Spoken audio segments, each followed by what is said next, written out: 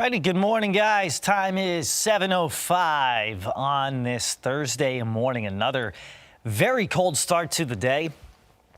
Pardon me. Thankfully, the wind is not what it was yesterday morning when we had wind chills. I remember looking at Wytheville, and the wind chill at one point, at least at the Mountain Empire Airport, was like 15 degrees below zero. That's not necessarily the case this morning. In fact, I'll pull up temperatures just to kind of give us a little bit of a head start. Pardon me. Wytheville's at 5. Lewisburg is at 2 degrees. That's it. Lexington, Blacksburg 11, Lynchburg 17, Danville 20, Galax and Hillsville there at the Twin County Airport at 25 degrees. Let's go ahead and get you guys started. We're going to spend some time talking about a pair of alert days that we've issued here. So this morning, we're not under an alert day today, but for tomorrow and for Saturday we are. So winds die off today, still cold. Light snow and mix Thursday night into Friday, and then another blast of Arctic air coming in. So the first alert day is tomorrow. And again, that's going to be some light snow, maybe a little bit of mixed precipitation, a little bit of ice south of the Roanoke Valley. And this would be overnight into very early tomorrow morning, not amounting to what we just saw recently with the snow on Martin Luther King Day. But to follow it up, we do have another round of Arctic air. So let's kind of walk you through each of those components. The National Weather Service this morning issued a winter weather advisory due to light snow and gusty wind in parts of the New River Valley and the Highlands tonight through tomorrow morning. Winter storm warning, that's for western Pocahontas and western Greenbrier counties. In fact, let me go ahead and add Highland County into this. I'm not sure why it was taken off, but I'll go ahead and fix that. So you can see the areas in the purple, that's the winter weather advisory. That is tonight through tomorrow. Winter storm warning there is in the pink. So let's go ahead. Future tracker starting out with a clear sky this morning. Then the clouds start to increase. They'll thicken gradually as we go throughout the day today. I'm going to stop you guys overnight into tomorrow morning. And I still think Future Tracker is overdoing the amount of moisture here. Reason why I say that is because what we see in a storm system like this is that it essentially passes energy offshore. And so that results in maybe less than what you're seeing here on this map. I'm still using it as a tool because it shows that there will be some mixed precipitation south of US 460 and light snow to the north. By 7 a.m., anything we see looks like it's going to be pretty scattered, and that'll be the trend throughout the rest of the day tomorrow. Here's 1 p.m., sunshine to the east, scattered snow squalls in the New River Valley and in the Highlands. Snow squalls to me are the winter's version of summertime thunderstorms, where you can drive 5 minutes down the road, be caught in a snow squall, and then 5 minutes later, you're in sunshine, right? So that's what would happen tomorrow afternoon. Shawno, will some of this go into Roanoke, Salem, causing slick roads? So we'll get to the totals and everything in a little bit.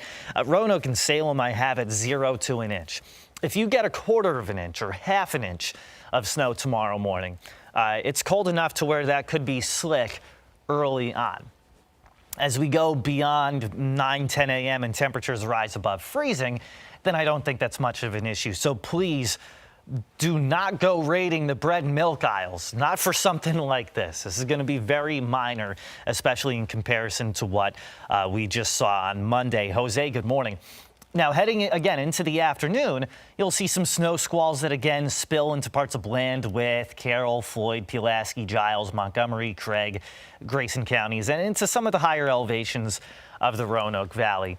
But all things told, late tomorrow into Saturday, most of your snow targets the western slopes, Greenbrier, Pocahontas, Western Highland, areas like Troutdale, Burke's Garden, and Tazewell County. And so that's why our snow map looks like this. I'd be shocked if you get anything in Martinsville, Danville, South Boston. Farther to the north, I've got a range of 0 to an inch. I think you could see an inch toward Bent Mountain, toward Floyd, Peaks of Otter, but outside of that, looks like most of the forecast data is showing less than an inch. Again, Quarter of an inch, half an inch of snow on our cold ground could make things pretty slick for the very early morning commute on Friday. And then outside of that in the darker blue, that is north of I-64, north of Lexington, as you go toward Rafine, Afton Mountain, parts of Bath and Highland counties, maybe areas like Giles, Bland, Rural Retreat, Troutdale, looking at 1 to 3 inches. Let's see, Shauna, you're a teacher. Even though I was off the past 3 days, you could use another day or two. I understand that. I do some school visits, and I respect the heck out of what y'all do. Kids are amazing. I love kids. But teaching is tough, and so a lot of respect for what y'all do, and I understand that days off are very much welcomed in your line of work. So we'll see what we can do for you. In the meantime, in the White, Highland, Greenbrier, and Pocahontas counties, at least 3 to 6 inches of snow.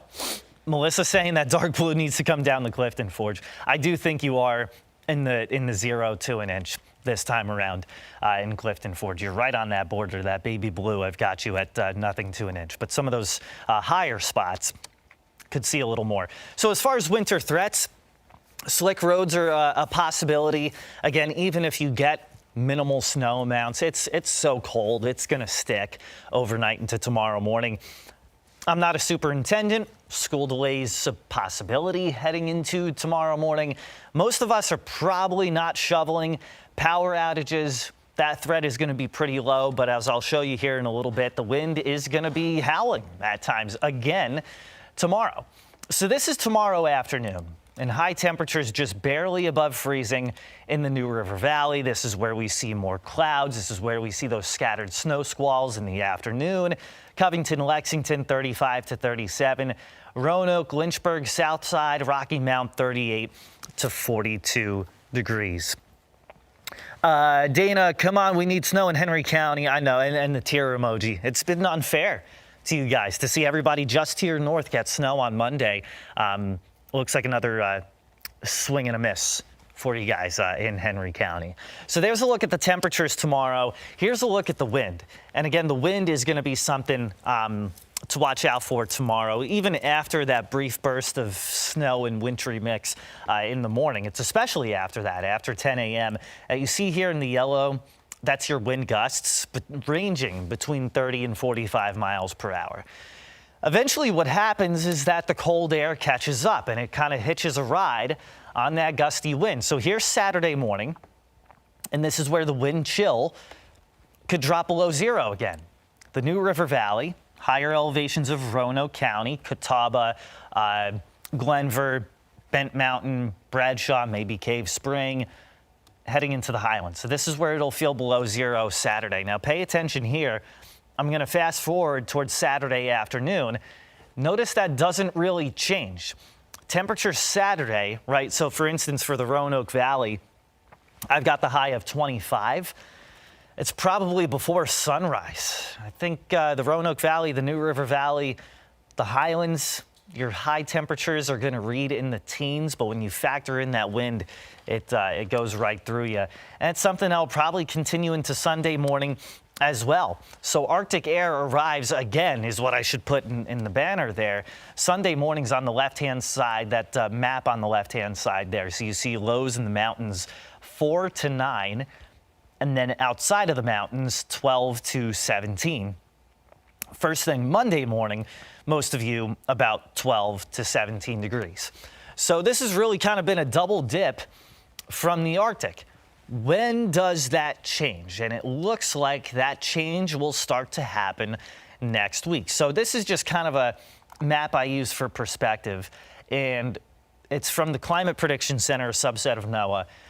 And it shows the increasing likelihood of warmer than average air. The reason for that is you're going to start to see the wind coming in out of the south, out of the southwest a little bit more. And so you're just pumping warmer air back into the region. At the same time, you're probably going to pump in more moisture, and that's probably going to mean some more rain chances Wednesday onward next week. But the Arctic air will start to go back to where it came from, back into the Arctic. And so again, that's something that's more than likely going to happen next week. But for now, we just kind of grin and bear it. It was interesting. I put on my Facebook and my Instagram yesterday that in the Roanoke Valley, at least, The highest heat index of summer was 105, and the lowest wind chill was 3 below. And I was asking people what they would rather have, and feel free to chime in with your opinion here. I said I would rather have 3 below. There's something about sweating profusely that I just hate unless I'm in the gym or unless I'm doing some sort of outdoor chore. But yeah, for me, if I had to pick, I would choose that 3 below, which is something that we may feel once again heading into Saturday and Sunday morning. So the alert days, they're for tomorrow and they're for Saturday. Again, tomorrow, much lighter wintry weather than what we saw on Monday, but still could be impactful to the commute. Saturday's very cold. Sunday, we see more sunshine and most of us make it out of the freezer. And then we really thaw out next week. Highs about 48 to 52 in the Roanoke Valley, a few degrees shy of that in the mountains, a few degrees above that toward the south side.